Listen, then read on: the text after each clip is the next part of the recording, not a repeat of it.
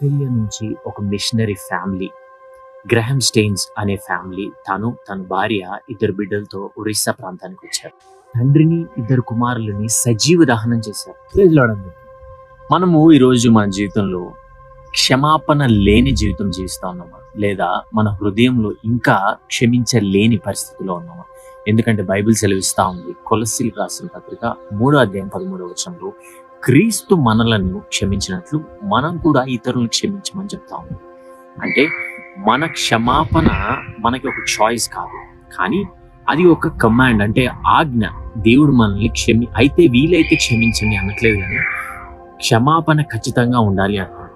ఎందుకంటే మన క్రీస్తు జీవితం చూసుకుంటే చాలాసార్లు ప్రతిసారి ఆయన క్షమించుకుంటానే వచ్చాడు. ఆయన్ని కొన్నిసార్లు అడిగినప్పుడు ఎన్నిసార్లు మమ్మల్ని క్షమించమంటాం అంటే 7 సార్లు కాదు, కానీ 77 సార్లు అయినా సరే క్షమించమని అడుగుతా ఉంది. అంత ఖచ్చితంగా క్రీస్తు ఎందుకు చెప్తున్నాడంటే, మనము క్రీస్తును పోలి నడుచుకున్న వారం అయితే మనం కూడా క్షమించాలి. అది ఎందుకంటే అది ఆజ్ఞ కాబట్టి. చాలాసార్లు మనం ఈ సాక్ష్యం వింటా ఉంటాం. మీకు తెలీదు, చాలా అన్యాయం చేశారు, లేకపోతే వారు అన్న మాటలు మీకు తెలియదు, వారి వల్ల మేము ఎంతో నష్టపోయాము, ఇలాంటి మాటలు చెప్తా ఉంటారు.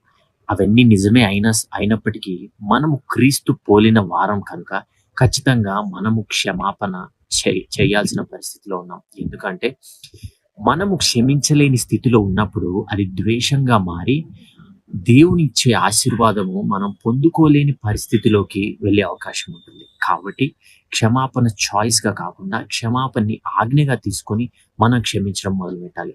ఉదాహరణకి ఆస్ట్రేలియా నుంచి ఒక మిషనరీ ఫ్యామిలీ, గ్రహం స్టెయిన్స్ అనే ఫ్యామిలీ, తన భార్య, ఇద్దరు బిడ్డలతో ఒరిస్సా ప్రాంతానికి వచ్చారు. అక్కడ క్రీస్తు సువార్తని ప్రకటించకూడదు అని ఆజ్ఞ పెట్టి, అయినా కానీ వారు ప్రకటిస్తున్నారు కాబట్టి తండ్రిని, ఇద్దరు కుమారులని సజీవ దహనం చేశారు.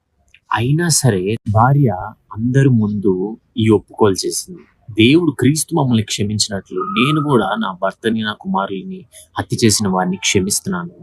ఆ క్షమాపణ చూసి ఎంతో మంది మారు మనసు పొంది క్రీస్తు వైపు తిరగడం జరిగింది.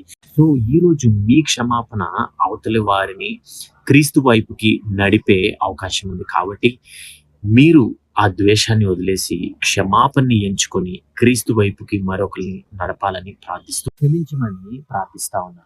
ఆమేన్. వాక్యాన్ని ధ్యానించండి. పరిశుద్ధాత్మ దేవుడు మీతో మాట్లాడేదాకా.